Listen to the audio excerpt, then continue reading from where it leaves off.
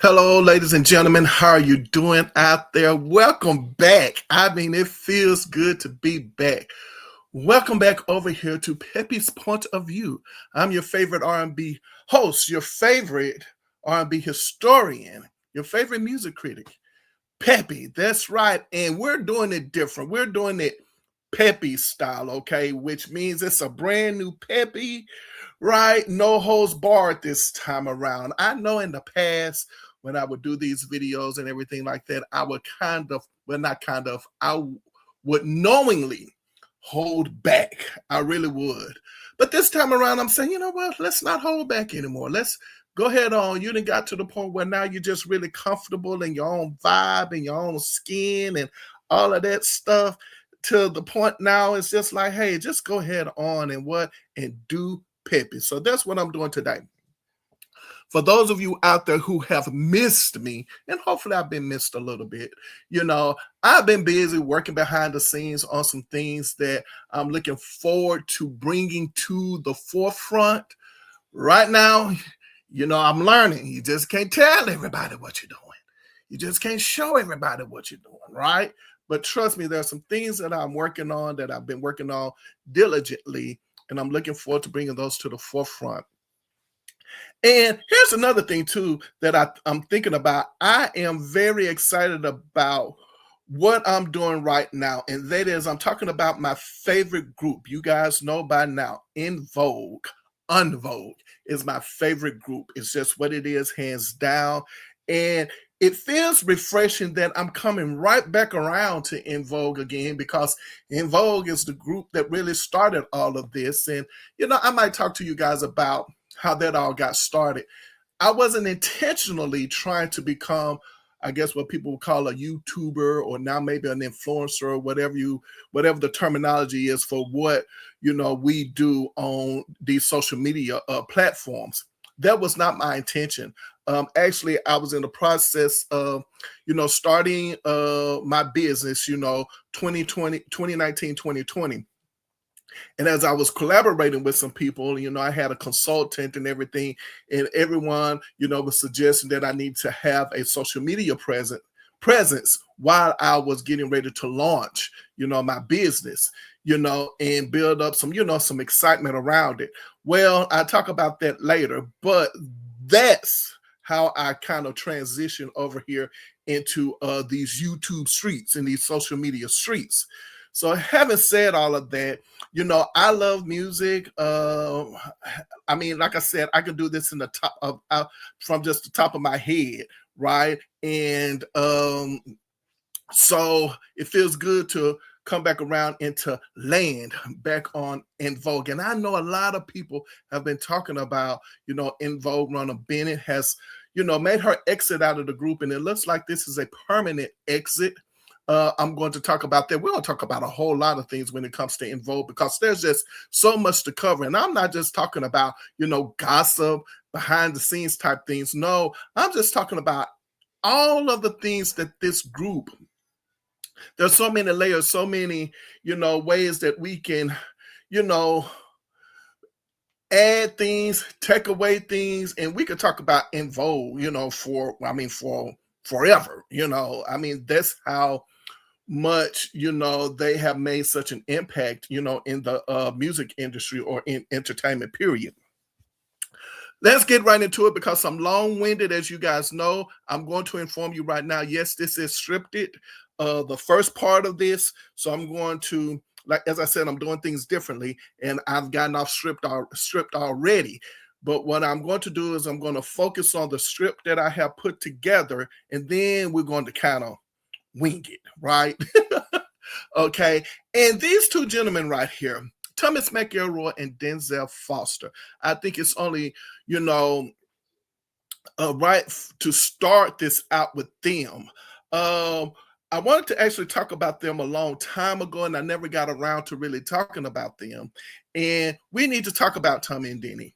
And I know some of you guys are probably want to talk about them because of all of the things that is going on within In Vogue and so on and so forth. And do they have a part to play in it? What part or role that do they have to play in it? Yeah, maybe I get around to discussing that, but before we do that, we got to talk about these guys as the geniuses they are, okay? So let's do that. So welcome you new viewers, you returning viewers, welcome you subscribers. You know, guys, hey, I'm in this thing, you know. So hey, go ahead on and hit the like button, the subscribe button, the share button, all of that stuff. Leave comments. This is enough, you know, right now for you guys to really get on the bandwagon, right? With me, you know. So let's do this. All right. So welcome again. Hopefully at the end of this, you know, I have some new subscribers and so on and so forth. Let's get started. I am going to start with what I have written on Thomas McElroy and Denzil Foster. All right, let's get this thing started. All right, ladies and gentlemen. So yes, this is a series. All right, in the series, of course, is we're going to be talking about you know, the In Vogue saga. But this is part one, and part one has many layers to it. So what we're going to talk about is the brand versus the voices. Why In Vogue never created their own Diana Ross moment. This is part one.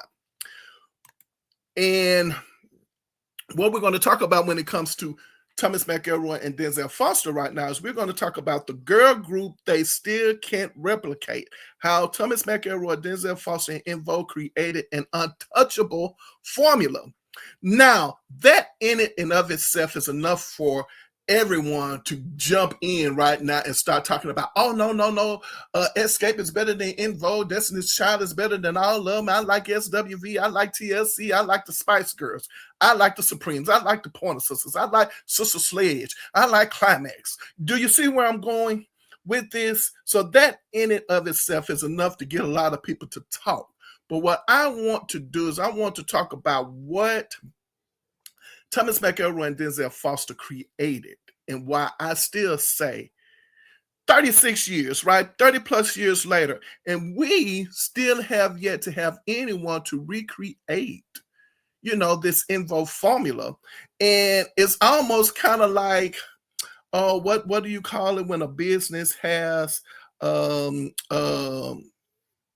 I think they call it like what, trader secrets or trade secrets, you know. It almost feels like that. It almost feels like a secret that Tommy and Denny, they're refusing to let us know what they were doing and what they were thinking when they were creating In Vogue. But again, we're going to talk about that.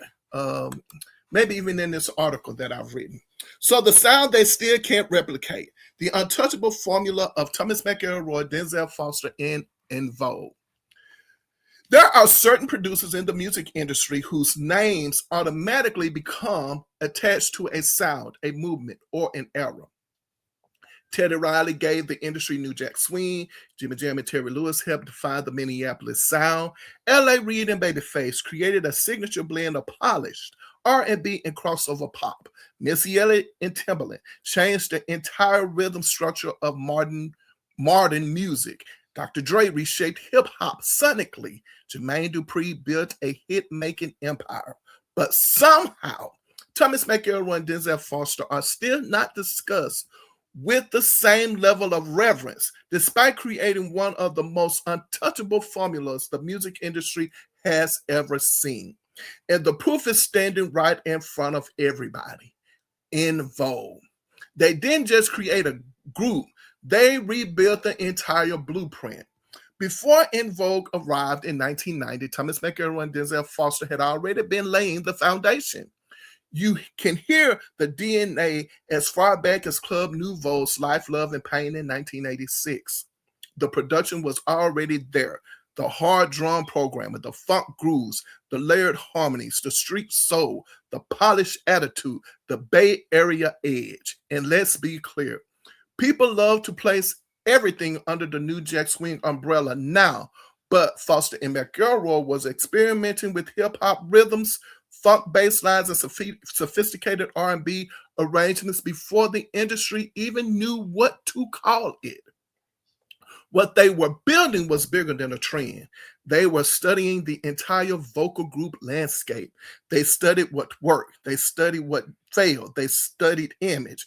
They studied vocal chemistry. They studied presentation. They studied mystique. They studied how groups sounded. And most importantly, they studied how groups felt. By the time En Vogue debuted, Foster McElroy had perfected something the industry still hasn't been able to fully explain: the group that changed the room. En Vogue was never just music, they were an experience. I've always believed En Vogue is a group you have to experience with all your senses. You have to hear them, see them, feel them, absorb them. The music alone wasn't enough, because what made En Vogue dangerous was the atmosphere. The movement those women entered, the moment those women entered a room, everything changed. The elegance, the confidence, the beauty, the fashion, the mystery, the sophistication, the vocal presentation, or the vocal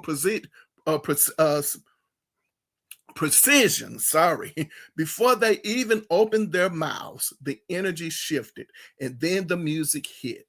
That's when the entire formula came alive. The harmonies were razor sharp. The production was polished but still street. The vocals were layered with military precision. The image looked like high fashion, but the soul still felt raw and human. Nobody else had all of those elements working at the same time. That's why En Vogue didn't feel like a regular girl group. They felt cinematic, untouchable, like a sure hit before the record even dropped. The industry tried to copy and lost.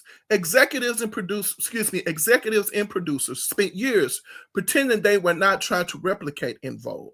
But the music industry's actions said otherwise. Throughout the 1990s, labels searched endlessly for the next En Vogue. They assembled vocal groups hoping to capture the same chemistry, sophistication, glamour, crossover appeal, and vocal excellence. The problem: nobody could duplicate the formula. Not because the talent wasn't there, but because Foster McElroy's blueprint was too complete. Eventually, En Vogue's would-be competitors stopped trying to compete directly. Instead, the groups that became successful created their own lanes. Escape leaned into raw Southern soul and emotional grit. TLC embraced hip-hop attitude, individuality, and cultural commentary.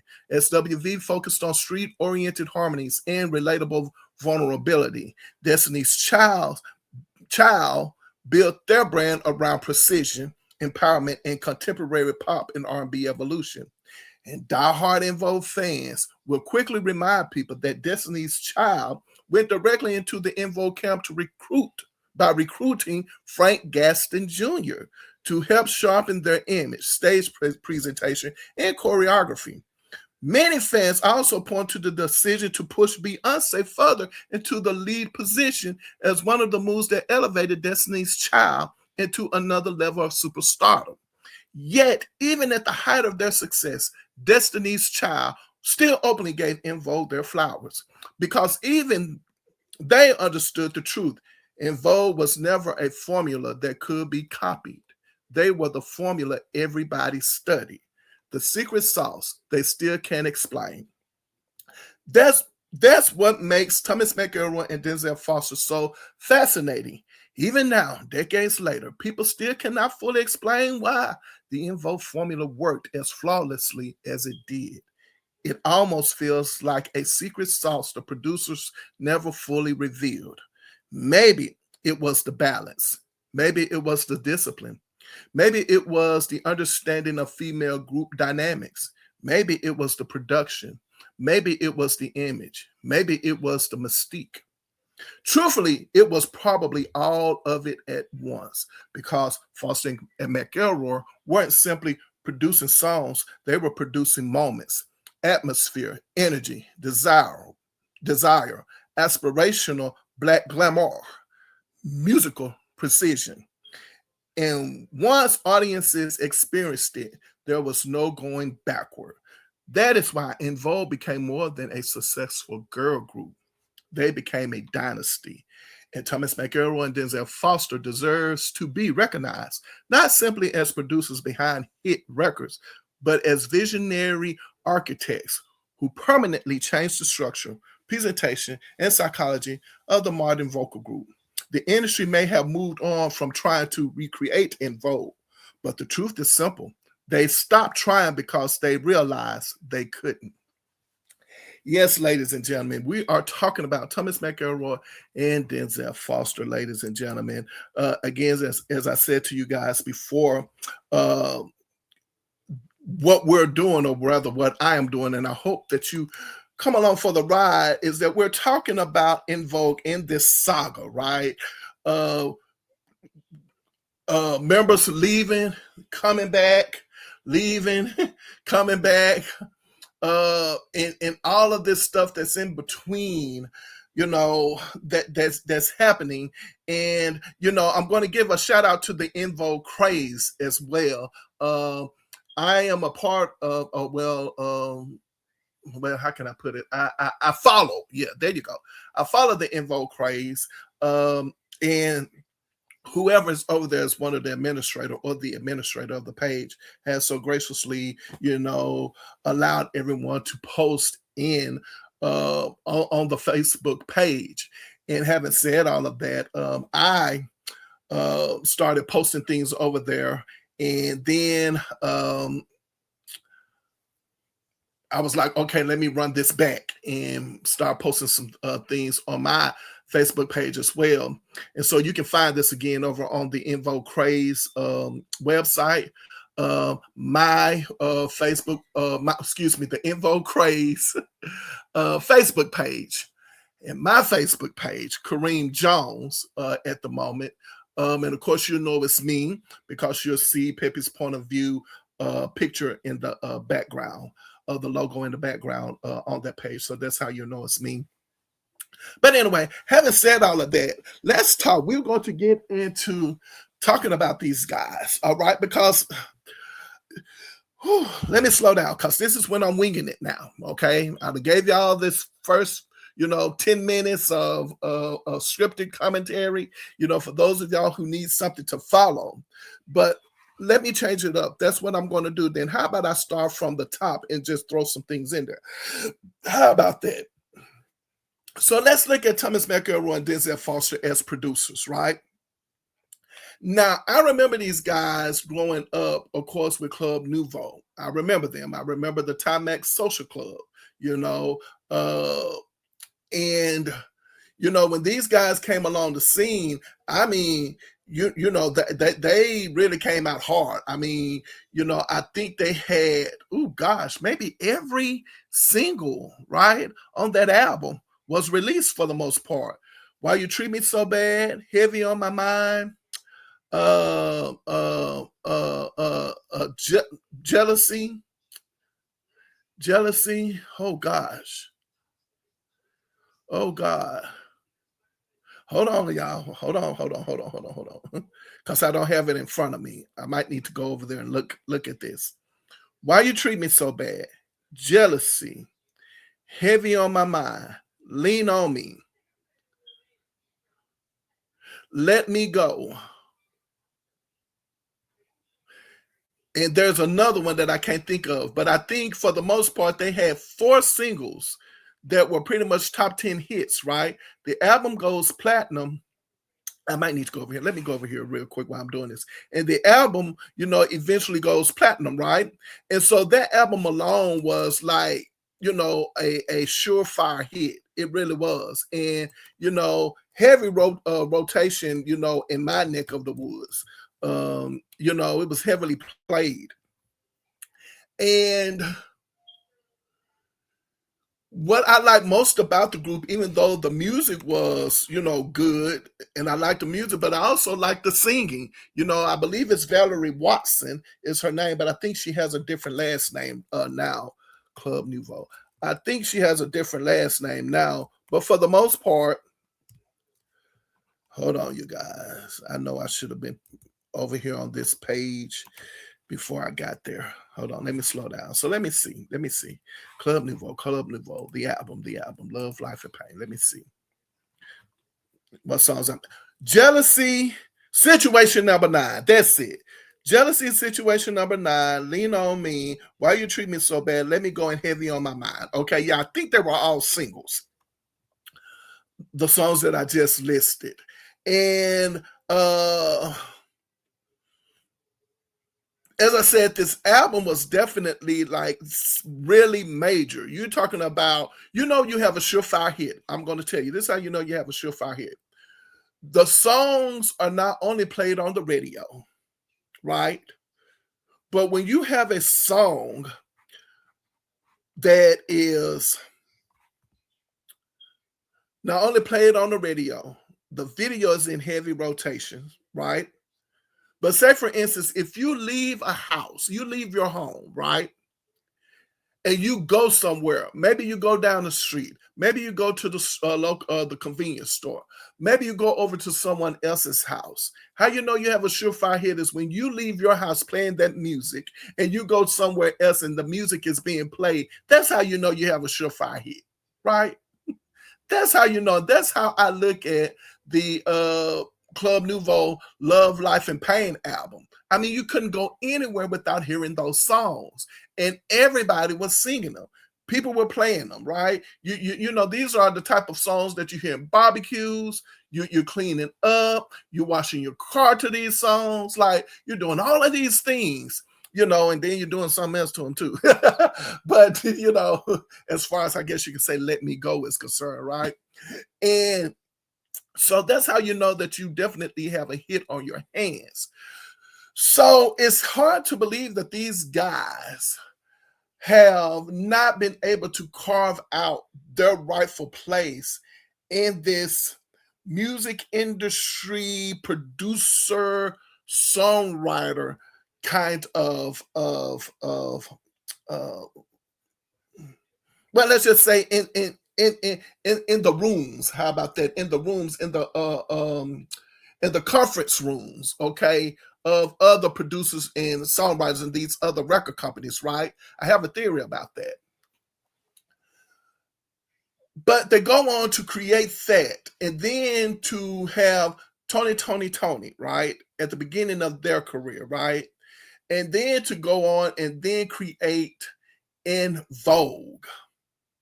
So let's stop right there for a second, okay? Let's stop right there and kind of feel our way through, because this is when we're kind of winging it, right? Let's kind of feel our way through, because I was there, right?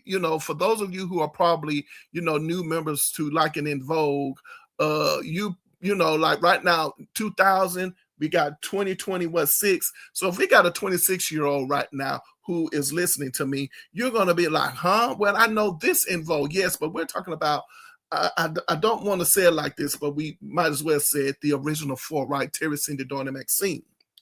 And so what we have right now is that what is happening in the music industry probably around 1986, 1987, 88, 89, 90.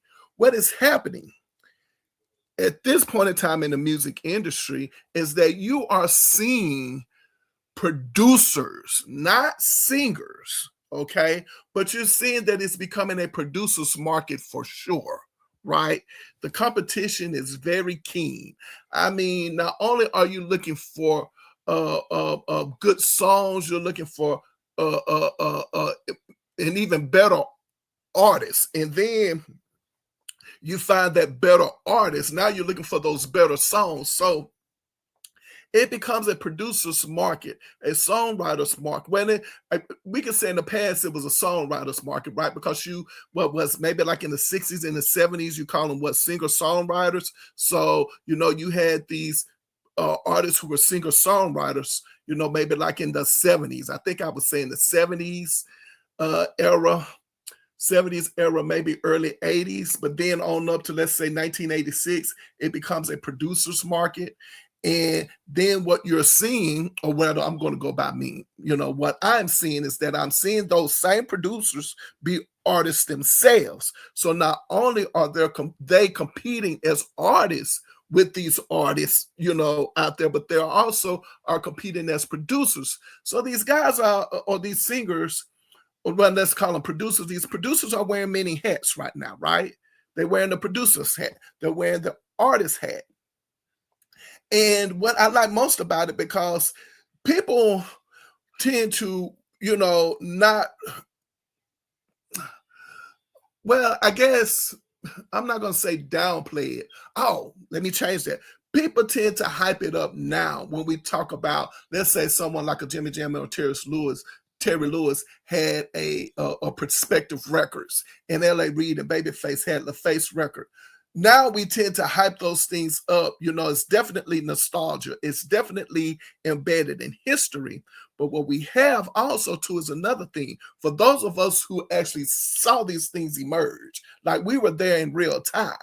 So for a person such as myself, like, let's just say I'm looking at a Jimmy Jam and Terry Lewis have all of this success, let's say with Janet Jackson, right? We're seeing all of this success. We're seeing the success that they're having with, the time. I'm talking about the Morris Day and the time, right? When they would come out with, what was the name of the song? I remember back in the day, it was a song called Fishnet, but I'm thinking of the reunion album, something Pandemonium. I think it's called Pandemonium. And I can't think of the name of the song right off the top of my head. It's going to come to me. But the singer that was released from the Pandemonium album. But you're looking at that and you see, Jimmy Jam and Terry Lewis, work back with Morris Day and the time.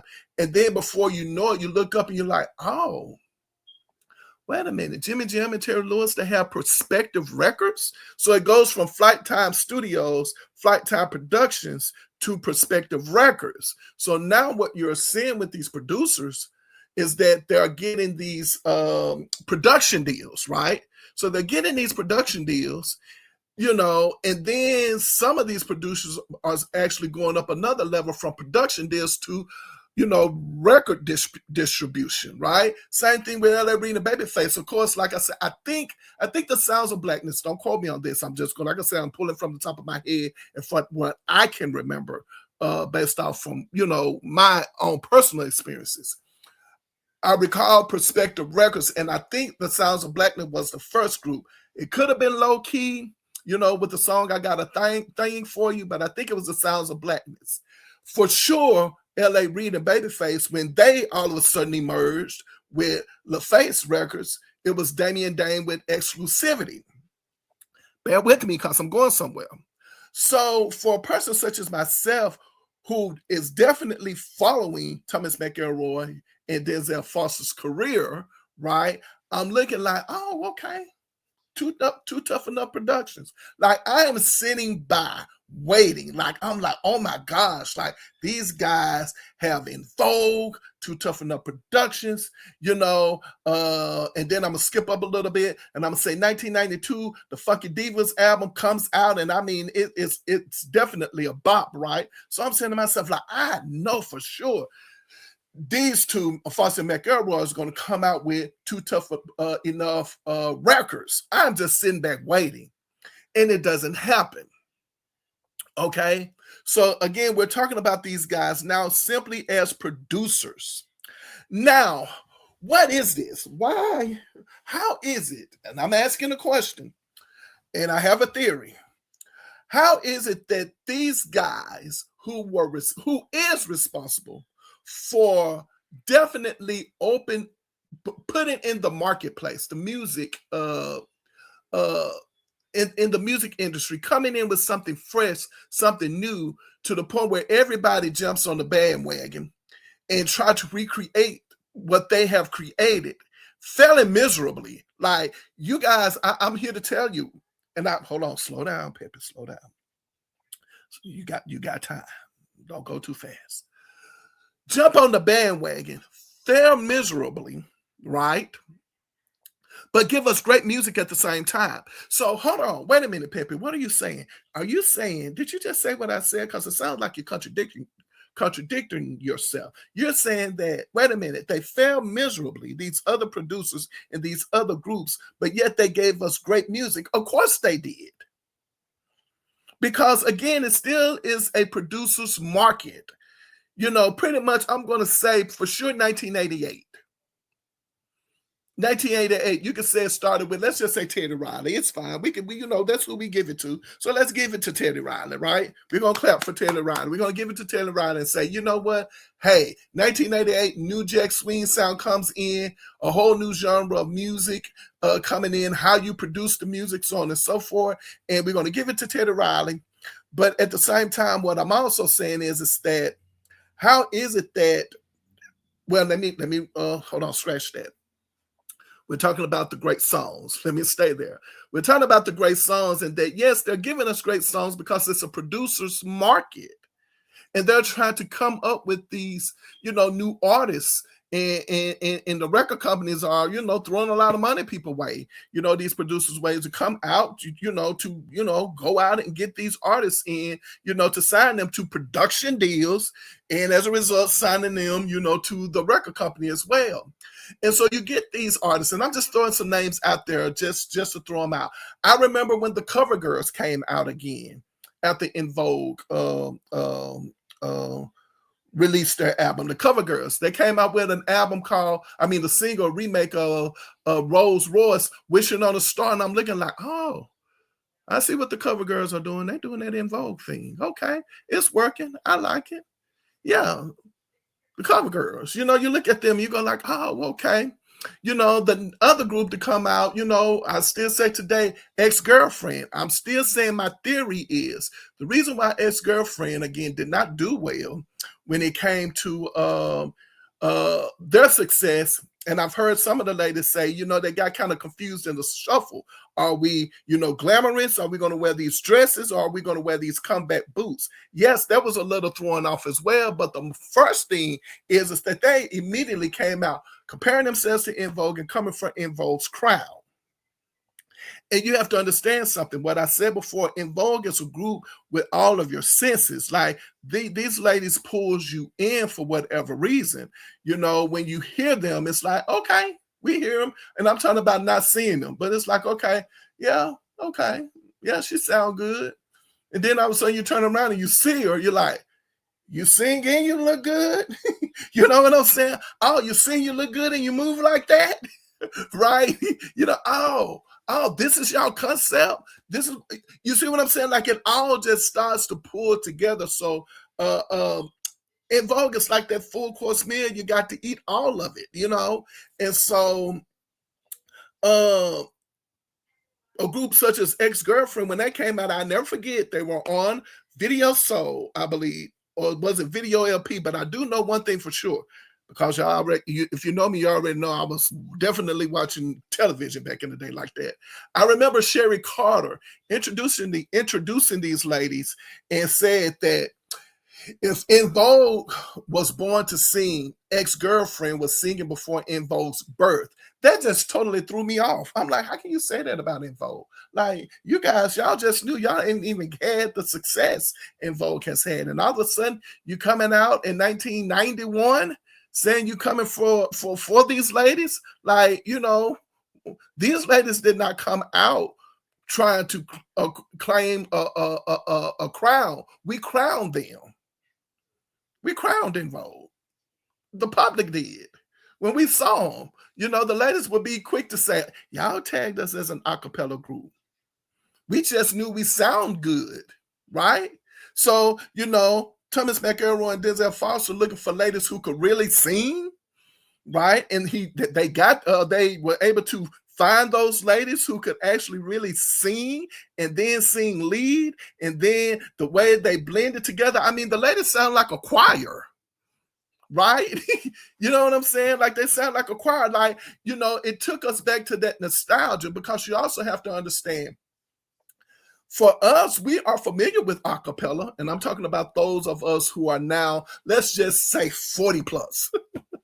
We are familiar with a cappella, right? We understand, we knew about the doo-wop of yesteryears, right? We knew about that. So when we actually heard them do it and we saw them, it's like, whoa, like you guys are the real deal.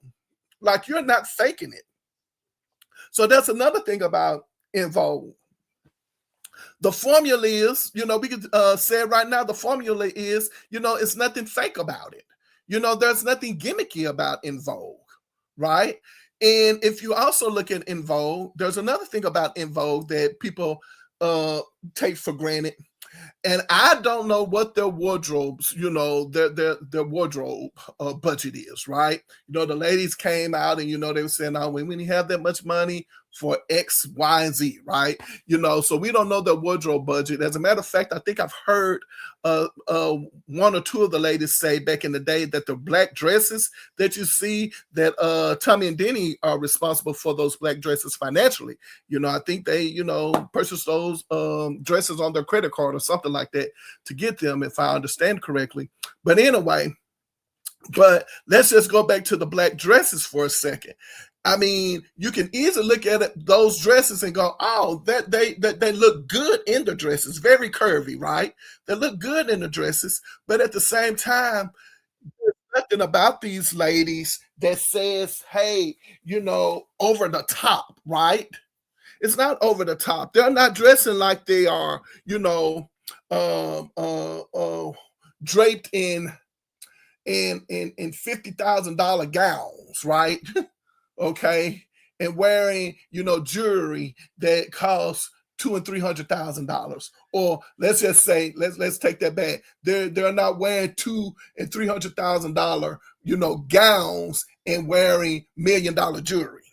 You see what I'm saying? There's nothing about them. So when you see En Vogue, you see them and you can say, "Oh, the average day-to-day woman identifies with En Vogue." Because when these ladies are saying that it's not hype, when the ladies are definitely saying, "Hey, these people were saying," they were hearing women say, "Hey, we're going to get us an En Vogue dress." I was in high school. No, I was in high school. Oh no, I was. Whew, when was I? What grade was I in when En Vogue came out? Was I? I don't think I was in elementary. Was I in junior high? But anyway, when they came out, no, I wasn't in elementary. Let's say junior high, middle school. So when they came out, I do remember the ladies, girls talking about En Vogue dresses, like they were going to get them an En Vogue dress. You're not talking about somebody who, let's just say,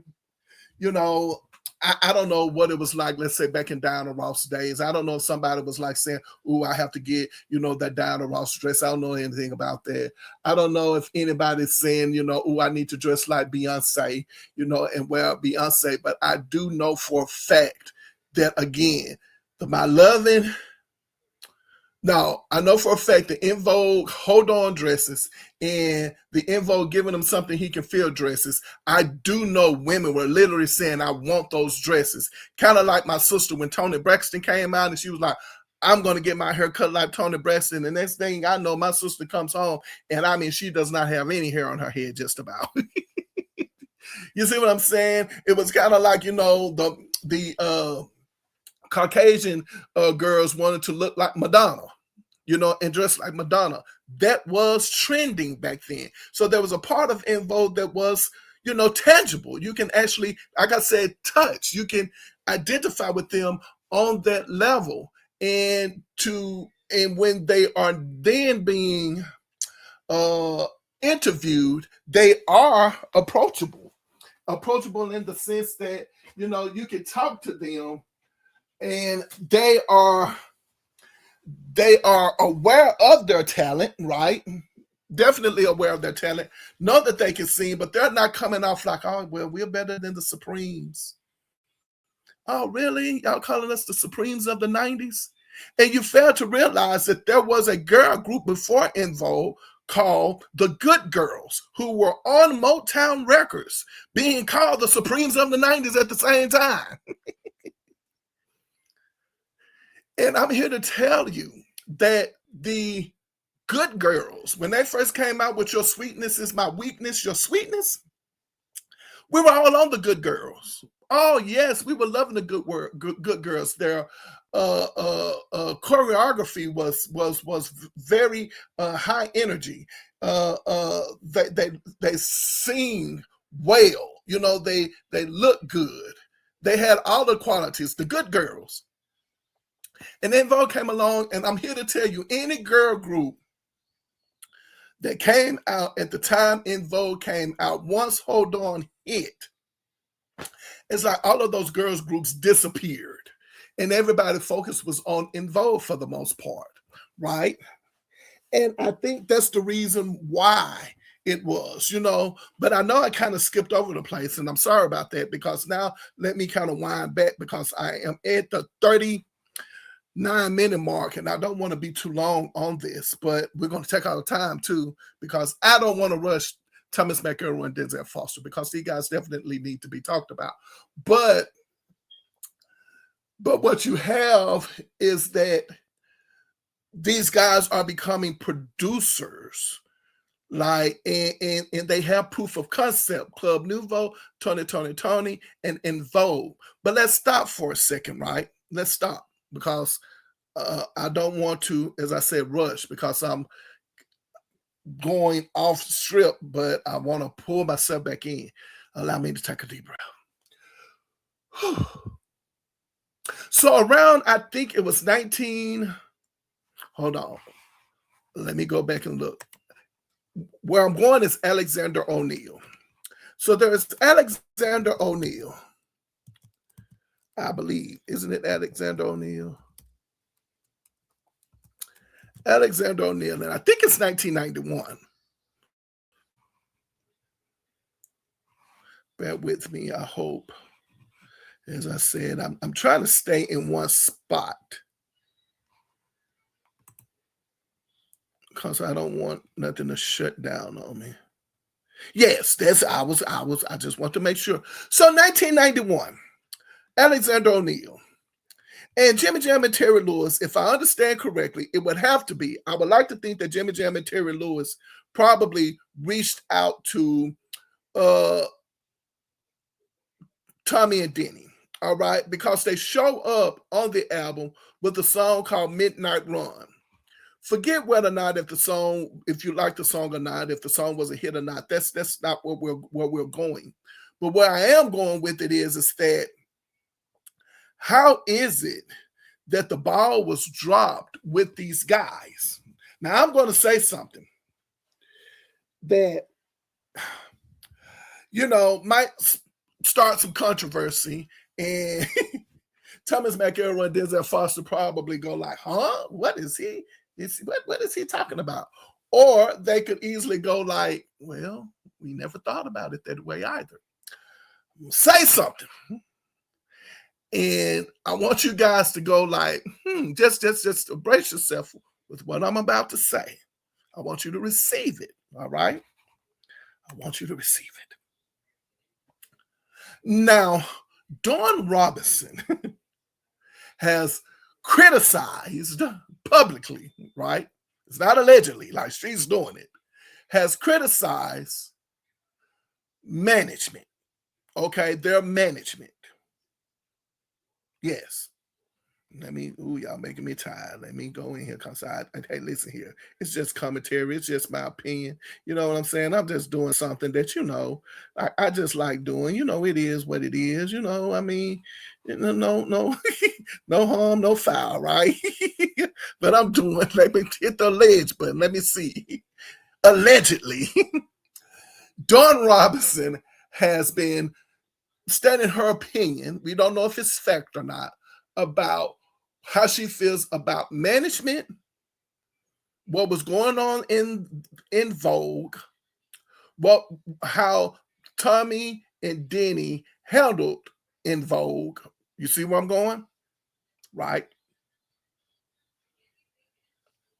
And these ladies being as big as they have become, iconic, they're definitely etched in music history, right?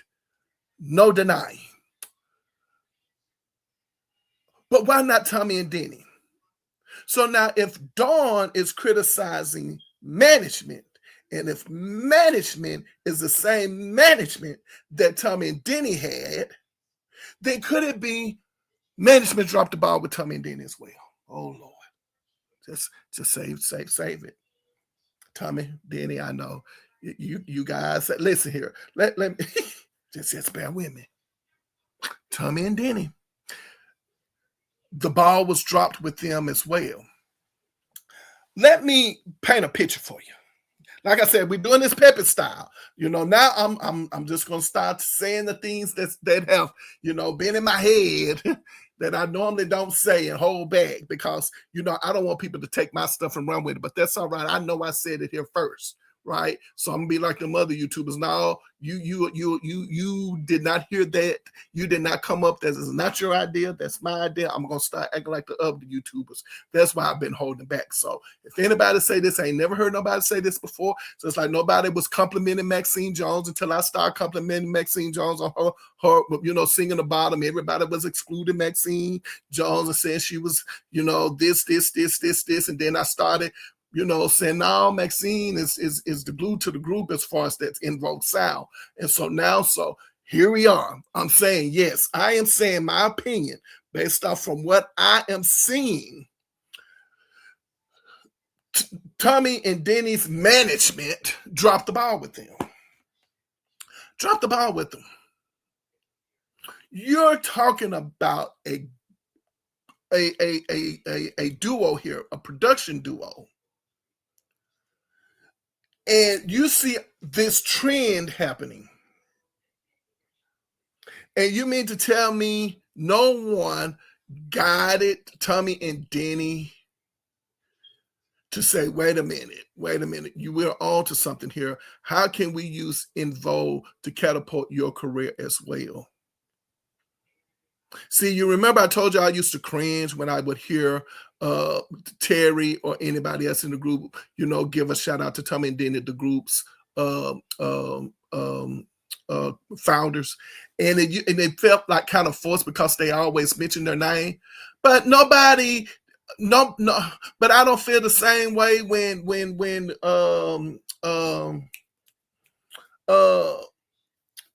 Janet Jackson is, being interviewed and she talk about Jimmy Jam and Terry Lewis. We don't feel the same way when we talk about L.A. Reid and Babyface with TLC. We don't feel the same way when we talk about any other artists. You see what I'm saying? Who is? We don't say that to Michael Bivins for finding Boys to Men.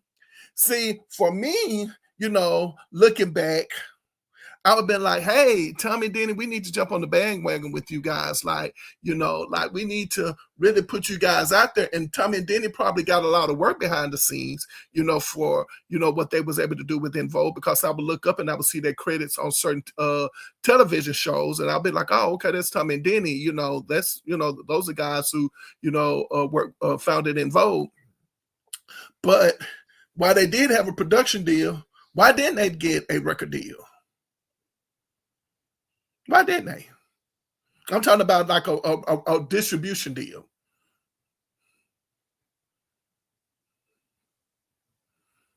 So maybe Tommy and Denny never walked through those doors like that.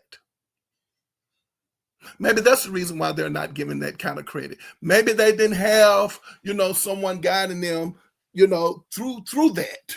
Do you see what I'm saying? Here's another thing. And so when I think I got this feeling or this cringe after In Vogue imploded, right? Like when they started to go, some of the members started to go their separate ways, and they started to say certain things about, the remaining members of In Vogue or the producers or the management. It does kind of leave you raising your eyebrow, like, is this stuff really true? And what is going on? And so then you look at Tommy and Denny, like, okay, Terry, she dated, huh? But yeah, but they founded the group. Like, who cares if who they dated? You know what I'm saying? They founded the group. Why is it that they cannot have, their right to speak, about the group and have a part to play in the group? You see what I'm saying? It's kind of like, if you think about it, I feel a certain kind of way too, that you're trying to snatch something away from me that I created. Like, I created this. Come on, what are you thinking? Like, who cares? I'm gonna go allegedly. I'm gonna go allegedly. Now, back in the day, I told you I'm just saying. I'm just saying. We're talking about girl groups. Allegedly, They said Teddy Riley was, messing with a couple of his girls, women in one of his girl groups. I'm gonna leave it like that.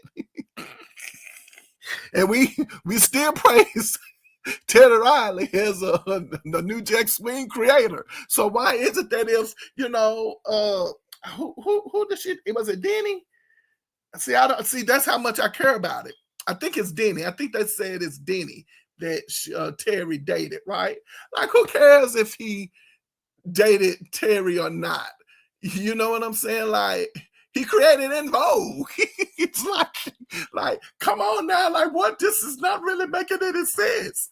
Like a favoritism. Well, Barry Gordon dated Diana Ross.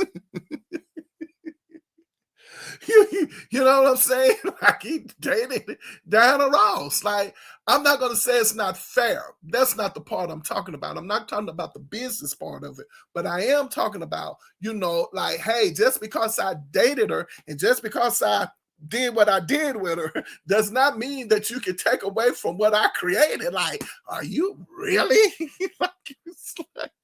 What are you thinking? like Anywho, so, oh gosh, I got sidetracked. Oh Lord, I got sidetracked for real. This is definitely going to become a part 2 in this because I got 10 minutes and I am not going over an hour, not with one video. I don't know how long it's going to take me to upload it. But do you see where I'm going with it? So I think management dropped the ball with them. Okay, then let me help you out. If you say, oh, well, Pepe, you just pulling stuff out the air then because you just going out on a whim and you just pulling out of thin air. So you said, you can talk about this stuff in the top of your head. You don't need no script or anything like that to talk about it. Like, oh, okay. So if that's the case, then let me give you a prime example then.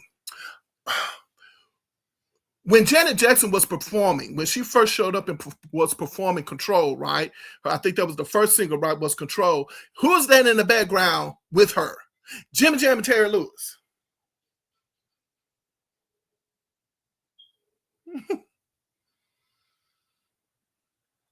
Jimmy Jam and Terry Lewis. You can't, I don't care what nobody say. I love me some Jimmy Jam and Terry Lewis as creative geniuses, but you cannot tell me they have not been able to ride that wave with Janet Jackson. They rode the wave with Janet Jackson too. So why is it that Tommy and Denny cannot ride the same wave within Vogue? And I'm here to tell you, contrary to popular opinion, I don't think that Tommy and Denny has rode the wave with them like most people think. Not maybe from a financial standpoint, maybe, I don't know. I don't know if Tommy and Denny were, kind of like, hey man, let's just stand in the background. Like we good where we are, like stay in the background, we ain't trying to work that hard, because I don't know. Somebody has to help me, with this, because I don't recall Tommy and Denny ever, when Vogue first came onto the scene, I don't recall Tommy and Denny being anywhere near or around in Vogue as far as in interviews are concerned.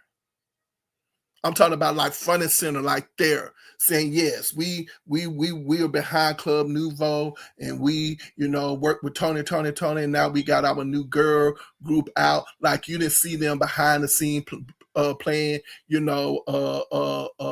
instruments or playing the keyboards. You didn't see them doing that. Maybe, who knows? Maybe they thought about it and probably said this don't look right or blah blah blah. You didn't see that.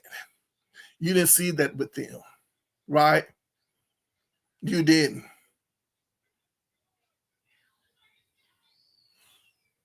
But you saw that with Jimmy Jam and Terry Lewis. You saw that with who else? You saw that with Michael Bivins, right? And Boys to Men. These producers would come out for the most part, with their artists. They would come out with their artists. Now, maybe they did that stuff behind the scene when they had to go to different, industry parties and industry events. They probably did that, but I'm talking about as far as fans are concerned, like where the fans, you didn't see them in the marketplace within Vogue like that. That's where I'm going. He didn't see them. So all you do is hear their names mentioned, but not so much their faces. And even though they came out with Dr. Soul, and Vogue is in the Dr. Soul video, right? But when I don't recall the ladies of In Vogue being behind Tommy and Denny dancing like they were dancing in the Dr. Soul video.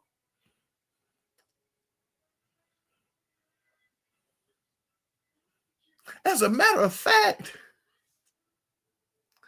do you see where I'm going with this now that I think about it? Like right now, it would be really cool and neat to see Tommy and Denny performing Dr. Soul with In Vogue in the background. Do you see what I'm saying? Like that would still be so cool and so neat, even right now today, to see that, to give these guys, you know what I'm saying, their flowers, so on and so forth. And I'm going to stop right here. I'm going to wind this down because I definitely feel like this is a part two. Like I said, this here is a series, baby. We are going to be doing it over here. I promise you. But yeah, let's slow this one down for a second. And let me just end by saying, and I think it's a perfect place to end to pick up on part two, because part two, what we're going to talk about, again, that maybe management even dropped the ball with Tommy and Denny.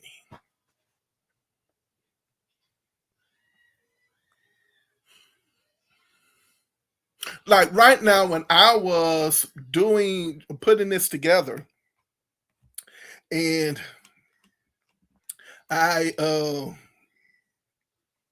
was putting this together and I was looking for pictures of Tommy and Denny, right? And this here is an older picture of them. This probably, I don't know, maybe around the Dr. Soul album, maybe Runaway Love. So this is probably anywhere between this picture, I'm going to assume, is probably anywhere between 1988. I'm going to assume, no, it's not 1988, but I'm just going to assume between 1988 and 1994. This picture. Like there's nothing, it's kind of like, I'm not going to say they are in the background way, way back, but obviously, at this moment in time, career-wise, they are,